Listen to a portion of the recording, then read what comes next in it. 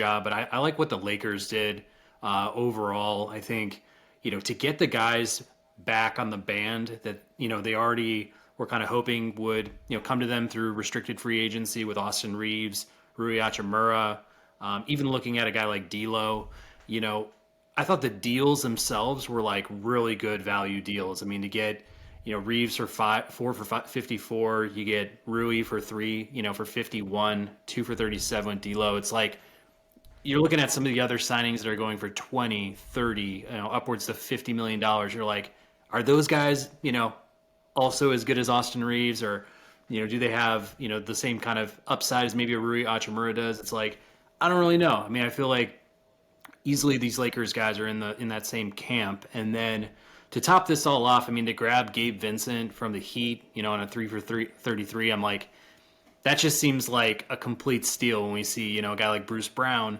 who's in the same finals, go for twice as much, in terms of annual average value. So it's like you're basically getting a guy who's, battle tested, who's on the rise, who's young.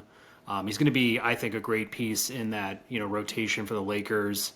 As long as they can get, LeBron and AD healthy for just one more season, it's looking like they're going to be pretty competitive again in the West. Granted, all those things happen, but, just in general, I just like what they did with the money they had and kind of, just locking up everything they had to keep themselves, in contention here. Yeah, Lakers heading into next season, like you got to look at where they were last offseason, right? It's like, oh, Russell Westbrook, there were so many question marks. Like, what the hell is this team doing? But now, several trades later, looking to their current situation right now, how can you not have them as like one of, if not the top favorite, considering where they were last year, right?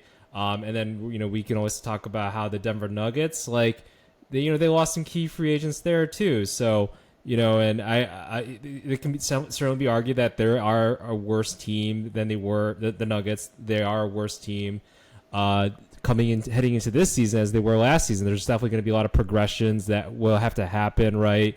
With things like Payton and then also Christian Braun, right? So some of their young talents. So if those players don't, develop as much as they can, then certainly the Lakers and the talent that they have, established talent that they have with Vincent, who's been battle tested in the playoffs, right?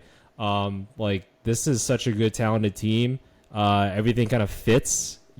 All the players kind of fit their roles. It sounds like there's nobody that kind of just sticks out and it's like, oh, like kind of how Russell Westbrook was last year. So all in all, if I'm a Lakers fan, you got to be happy with what they're doing heading into this coming season here.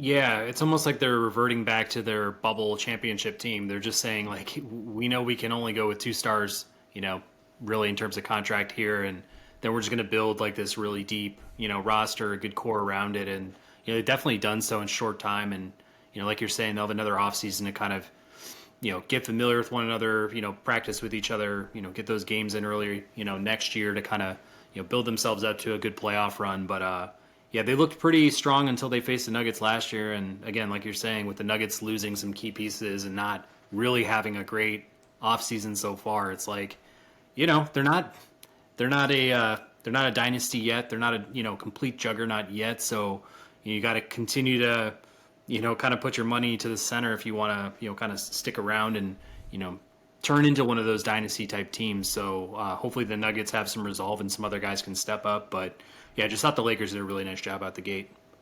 Yeah, really nice job. And I think I was listening to the JJ Redick podcast as well, and they had Waj on there, and he was like going like, oh, I love the Lakers offseason. He really went into depth in terms of how they played, like Pelinka played the whole Austin Reaves contract situation.